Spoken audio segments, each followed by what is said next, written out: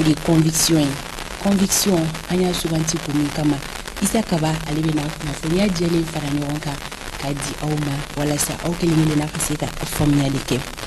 i n'a fɔ an y'a fɔ aw ye cogo min na kunu an bɔra ka M5 RFP maa dɔ lamɛn ka kɛɲɛ ni gɛlɛya min kɔni dugu jɛlen don ni jɛkulu in kɔnɔna la ni o M5 RFP an y'o fɔ aw ye k'a fɔ an ye kulu fankelen dɔ lamɛn ko don nataw la an na fankelen dɔ fɛnɛ lamɛn o don duman dɔ ye bi ye sɔgɔmada in na an bɛna wele bila M5 RFP fankelen dɔ fɛnɛ ma alors maa min bɛna kuma o tɔgɔ la o de Amara Bacili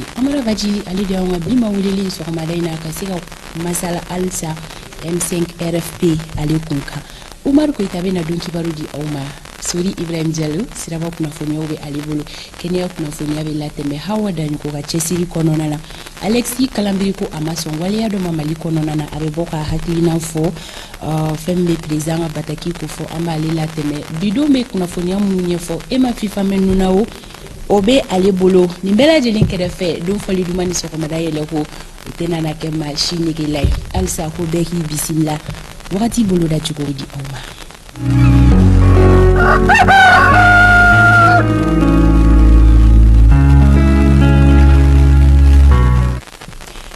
Kaba bena jɛya bi ka nɔgɔ fitini bulon a ɲɛma o bena kɛ Mali marabolo kelen-kelenna bɛɛ lajɛlen kɔnɔna la fɛn bɛ tali kɛ gɔngɔnci kɔnɔna halisa fiɲɛ bena ci fiɲɛ min ni gɔngɔn min a kɔrɔla la o bena kɛ Mali marabolo kelen-kelenna bɛɛ lajɛlen kɔnɔna la ka kɛɲɛ ni o gɔngɔnci ye gɔngɔn bulon bena yanga an ka yɔrɔjan filɛli kan min kuntala bɛ daminɛ kilomɛtiri 6 k'a bila 9 bɔɲɔgɔnko la bi tile bɔta kɔni fanga bɛ yɛlɛn dɔɔni ka tɛmɛ kunun ta kan o b'a yira k'a fɔ bi fɛnɛ funteni o fanga o bɛ bonya dɔɔni hukumu kɔnɔna la Kayi marabolo kɔnɔ bi ka fara Kulikoro kan olu ka tile bɔta fanga bɛ jɔ degere 40 de la Sikasokaw olu ta bɛ kɛ 38 ye Segu ani Mopti olu ta bɛ kɛ degere 40 ye Tombouctou degere 37 Gao degere 40 Menaka 39 Kidal olu ta bɛ kɛ degere 37 ye Tawudeni 34 Buguni marabolo kɔnɔna na bi u ka tile bɔta fanga bɛ jɔ degere 41 na Kucalakaw ka fara Joyila kan ka taa se Nyoro ma ka se fo Nara bi ni marabolo ninnu kelen-kelenna kɔnɔna u ka tile bɔta hakɛya bɛ jɔ degere 39 de la Kitakaw ka fara San kan olu ta bɛ kɛ degere 40 ye Douanza ani Banyangara olu ta bɛ kɛ degere 39 ye Bamako district kɔnɔna na bi tile bɔta hakɛya bɛ jɔ degere 39 de la an ye bidon tariku kan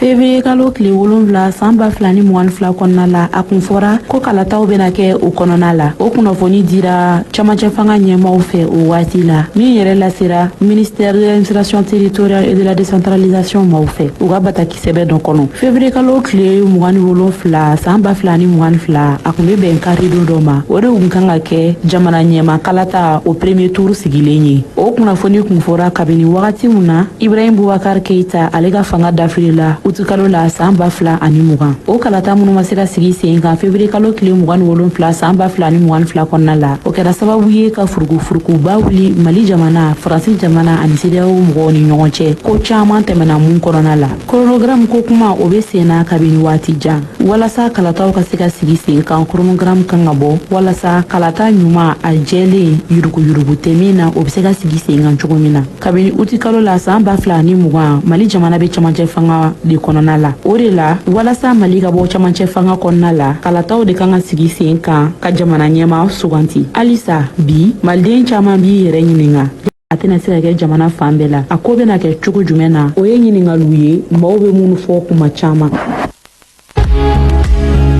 bolo amanda do la tali an ka fintigilakaw olu la olu kɔni y'u bolo da fɛn min ye baɲuman dɔ kɛn dɔ olu ka fɛn min kɔni bɛ tali kɛ bolimafɛn dɔ la min kun taara jatigɛwalikɛlaw fɛ n bɛna n da don la ka walawala ka fara o kan min bɛ tali kɛ Adama Ben Jara la ni ale minɛnen don ko dɔ kɔni bɔra ale ka minɛni o kuntala la an bɛna n da don la ka o walawala ka fara o ka Burkina ka se Nigeria ani an kɛrɛfɛ jamana kunnafoni caman ma an bɛna n da don nin bɛɛ lajɛlen na ka walawala ni Seydina Umar Keita ale ka yamaruya.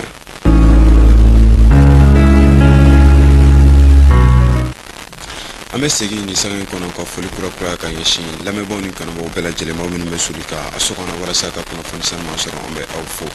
bakuru bolame an la se o ma min be bani manke tondo aleka bulma fen koni ko o koni soro la femi an fintri la ka ulu fe femi mali fintri la ka ka tamani ulu ka wuli ka joy ka sekana ni la kana ni baske mali fam bela jele o kono la ulu koni ulu ka jo do koni ke ulu ka jo min koni kera panguru ani du masira ulu fe min fanana ulu ka jo chama kera akono na ka tamani no fani soro chugowe min bora dirpa mo ulu fanto ulu ba ira ka fo sibrido fevre kalo kile mukan ani nani samba fla ani mukan ni nani femi anga fintigila kawe ko ulu koni bulma fendo bulma femi koni ni ale koni kun talendo jatiga wale kala fe kana la min be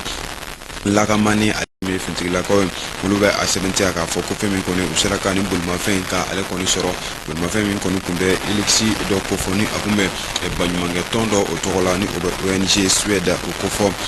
Mali kono nana femi koni buluka fara bulma fen ka ko femi koni saki do koni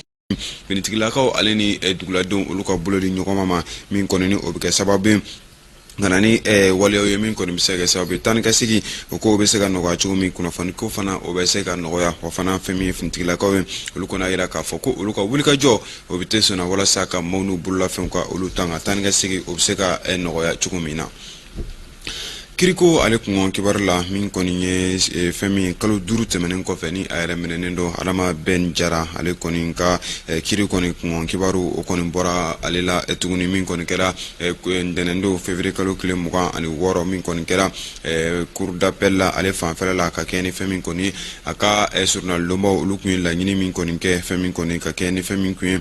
kiri min koni okumbena ka be septembre kalo kile ta ani nani temanema min koni na sanfla ka sokundira ama kakeni atento credit de l'État min kon nani kelen o kun kaso datugulen kelen o kon kumeke kenama o kum kono na fami ko le wole min kon kera ka journal lomba olu fe o kon kera sababu ka dobo o akela irala ka fo ko fami kon kirikura min kon binaka ko o kera kalo woro kaso datugulen kata se fami kon kalo woro alla blalendo minani o be prison avec sursis o ko fo tatamene kuna fani ale soro chuyo oluwe Gini kona kiriko feno femi koni ye ko femi baro koni olu jolendo ka keni grève générale illimité min koni ni o koni tara femi koni la ka foko tan ga segi fa ga do ye no ekolu olu datugulendo min yo sugu ye ko yen fana o datugulendo femi koni gini kona kiriko na ntigilaka oluma femi koni ye olu minu yera koni keme ka wale o blessing ka min koni wuli ka jo wale o ye ka dansigi olu la femi koni geleo fana sigi me ngwara daba olu dala ni wele ka min koni ni o bora femi koni la fasali tonkulu olu fan fe ka bo kenre ye cheke dawla ani kata se furbacha kelawma akumde koni ku femi koni betali ke folo ka se ka dobo dala dumini o songola gineka olu fe no femi koni gelami ni o sigime e kuno fon diso olu dala ka se ka dobo o gelawla kata se femi ye la fasali tondo o mado kuno fon dilaw o fan fela la ni o minenendo o ka se ka bla chugumina femi koni ni wulika join koni min koni kera la fasali ton ani ka se société civile ma chama ma u koni kun demenendo parti politique olu fe ani ka ta se société civile ale ma chama yere ma femi kuno foni ale soro chugo yawe Burkina kaw feno mi metalike Burkina fintigla kawla ulu koni nye jatiga wale do kumbe min koni kitaraka femi koni wa fintigla kaw segere aniga se yoro chama oma katemeni kuna foni soro chuko en min soro agence d'information du Burkina o fanfela la ayira ka fo Burkina fintigla kaw ulu koni bengena wale chama koni taraka nyeshin uluma ko amara bulu chama kono la min koni taraka ke min koni kera jatiga wale kala ulu fe nga femi koni fintigla kaw ulu ga jo koni etakulo olu fanfelo oluma min koni kera kunungon tenendo février kalo kile muka ko bulma feminu kumbe njatiga wale kala nunu bulo ko femin koni marfa grimo ani kata si kelke min grimo olu koni de kumbe o bolo ni wala jugin ale okum corona na min koni ye ni jatiga wale kala nunu ye finemi Burkina fintigla kaw olu koni seraka o kumbe ka keni femin koni wulka jo min kera fintigla kaw fe ani kata si ko durunu olu ka wulka jo olu ma femin koni jatiga wale kala do ni olu do kumbe ka buli moto la ani ka se pikabu olu ma femin koni panguru ko wulka jo o seraka ke sababu ka dansigi olu ka taniga sigu olu la Burkina Alisa femi koni be talike femi kuludo ni obe kuludo ko fo minun koni ni oluka bara beneno yuru kuma ka se tachi wala juguma taji ale fanfelo olula femi koni ka nyeshi jatiga wale kala olu fanfelo olu ma Burkina ale kono na yela ka fo ko bulu kon dara oluka gendarmerie nationale fe katamani kuno foni min koni ni olasera karidom gendarmerie mo olu fe obe ayira ka fo ko femi wulika jodo ni o koni taraka nyeshi magasin do ma min koni ni oluka bara koni benendo taji ale koni bolima ko koni kera sababu ka siku tegeda 20 litri biton keme sababu nyongo o ka taji la tatamene kuna foni soro chugo femi koni ni uba ayira ka fo koni woloka join koni ndamne na février kalo kletan ani saba samba fla ani mugane nani kono nana ka keni wulika join min koni ni o jatika wale ale keleli wulika join ani katase taji ale koni fere ko jugo uluma segeselu koni ulu tora sena bela kata critique la mo olu fanfele la Burkina ale kononana Nigeria kaw fino femin koni Nigeria fintigla kaw koni ngurunguru kuma doni o koni kumbe sira koni kumbe bulla Nigeria kaw fino ani ayira ka fo ko ka fintigla kaw koni kumbe ka o wala o labe femin koni Nigeria fintigla kaw kwa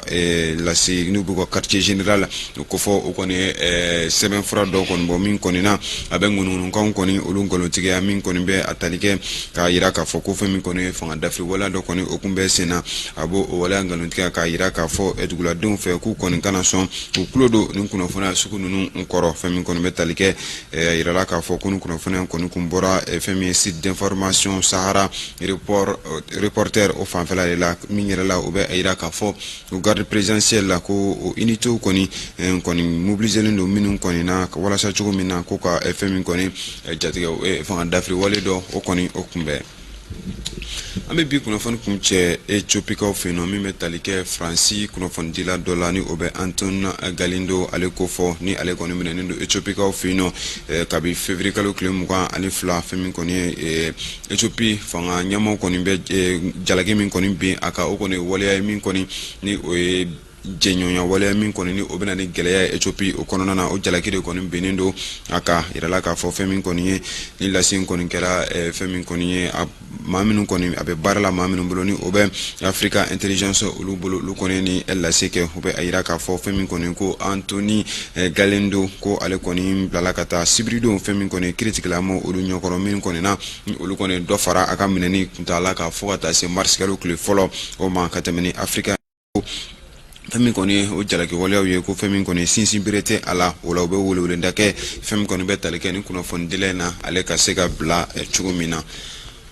orebe dansigi bidon kibarla fo iga barake tuya nyumana te dore ka kuna funi sanu mala teme bunyani karama konnala kanu baga kilingili na besiga familial jonjon soro tuya mununa sondo ya konnala Umar ambi fo Sori Ibrahim Diallo ambe aletas kalo woro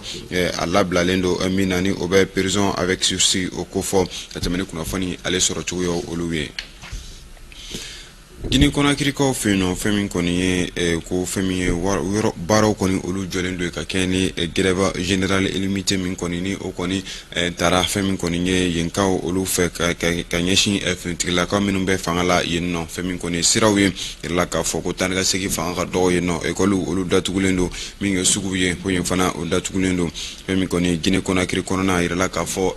kunungo ndenendo février kalo klem kwa ani woro ko femi koni kera dun len foloy min koni na grève générale illimité o koni kera yenka olu feino femi koni ni wala koni min koni taraka nyeshi fintila ka minun be fangala yenno kabi femi koni janvier min fintila minun be fangala kabi samba fla ani mugoni kelen wala sa ka seka femi koni ko dusuma ka sayira ka nyeshi o fintila ka oluma femi koni olu minun yira koni keme ka wala blessing ka min koni wulika jo wala we ka dansigi olula femi koni geleo fana sigime ngwara dabaw olu dala ni wole kamin koni ni obora femi koni la fasali tonkulu olu fanfe kabo kenre ye cheke dawla ani kata se furubacha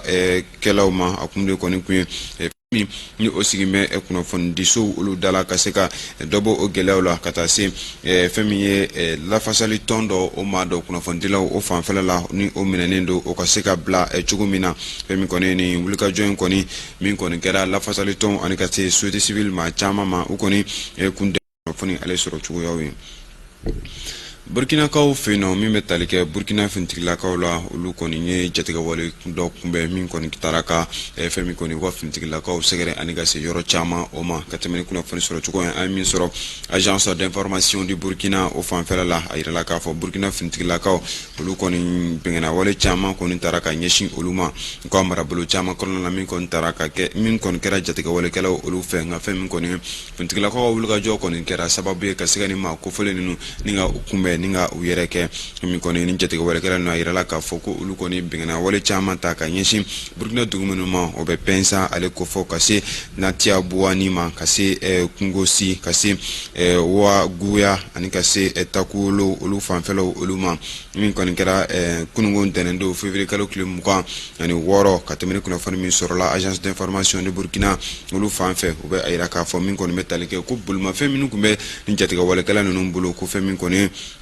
marifa girimanw ani ka taa se kɛlɛkɛminɛn girimanw olu kɔni de tun bɛ u bolo ni waleya jugu in ale hukumu kɔnɔna na min kɔni ye ni jatigɛwalekɛla ninnu ye fini min ye Burkina finitigilakaw ye olu kɔni sera ka o kunbɛn ka kɛ ni fɛn min kɔni wulikajɔ min kɛra finitigilakaw fɛ ani ka taa se u ka drone olu ka wulikajɔ olu ma fɛn min kɔni jatigɛwalekɛla dɔw ye ni olu dɔw tun bɛ ka boli moto la ani ka se pick-up olu ma fɛn min kɔni pankuru ka wulikajɔ o sera ka kɛ sababu ye ka dansigi olu ka tan olu ka baara bɛnnen don yuruguyurugu ma ka se taji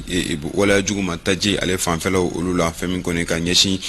jatigɛwalekɛlaw olu fanfɛlaw olu ma Burkina ale kɔnɔna na yɛrɛla k'a fɔ ko bolo kɔni dara olu ka gendarmerie nationale fɛ ka tɛmɛ ni kunnafoni min kɔni taara ka ɲɛsin magasin dɔ ma min kɔni na ni olu ka baara kɔni bɛnnen don taji ale kɔni bɔli ma ko o kɔni kɛra sababu ye ka se k'u tɛgɛ da 20 litres biton 300 bɔɲɔngo o ka taji la ka tɛmɛ ni kunnafoni sɔrɔ cogo ye fɛn min kɔni ni u b'a yira k'a fɔ ko nin wulikajɔ in kɔni daminɛna février kalo tile 13 san 2024 kɔnɔna na ka kɛ ni wulikajɔ ye min kɔni ni o jatigɛwale ale kɛlɛli wulikajɔ ye ani ka taa se taji ale kɔni feerekojuguyaw olu ma sɛgɛsɛgɛliw kɔni olu tora senna o kɛra sababu ye ka bolo da maa 4 ɲɔgɔnna ka maa minnu kɔni ni olu bɛ ni waleya in na yirala k'a fɔ ko u kɔni bilala ka taa kiritigilamaw olu fanfɛla la Burkina ale kɔnɔna na Nigériakaw fɛ yen nɔ fɛn min kɔni Nigeria finitigilakaw kɔni ye ŋunuŋunu kuma dɔ ni o kɔni tun bɛ sira kɔni tun bɛ bolila Nigériakaw fɛ yen nɔ ni o bɛ fanga dafiri waleya dɔ kofɔ fɛn min kɔni Nigeria finitigilakaw kɔni ye o nkalontigiya min kɔni na ni a yirala k'a fɔ k'u ka finitigilakaw kɔni tun bɛ ka o waleya o labɛn fɛn min kɔni Nigeria finitigilakaw ka lase n'u b'u ka quartier général o kofɔ o kɔni ye sɛbɛnfura dɔ kɔni bɔ min kɔni na a bɛ ŋunuŋunukanw kɔni olu nkalontigiya min kɔni bɛ a tali kɛ k'a yira k'a fɔ ko fɛn min kɔni ye fanga dafiri waleya dɔ kɔni o kun bɛ senna a b'o o waleya nkalontigiya k'a yira k'a fɔ duguladenw fɛ k'u kɔni kana sɔn k'u tulo don nin kunnafoniya sugu ninnu kɔrɔ fɛn min kɔni bɛ tali kɛ a yirala k'a fɔ ko nin kunnafoniya kɔni kun bɔra fɛn min ye site d'information Sahara reporter wasa cogo min na ko ka fɛn min kɔni jatigɛ fanga dafiri wale dɔ o kɔni o kunbɛn an bɛ bi kunnafoni kun cɛ Etiopikaw fɛ yen nɔ min bɛ tali kɛ Faransi kunnafonidila dɔ la ni o bɛ Anton Galindo ale ko fɔ ni ale kɔni minɛnen don Etiopikaw fɛ yen nɔ kabi février kalo tile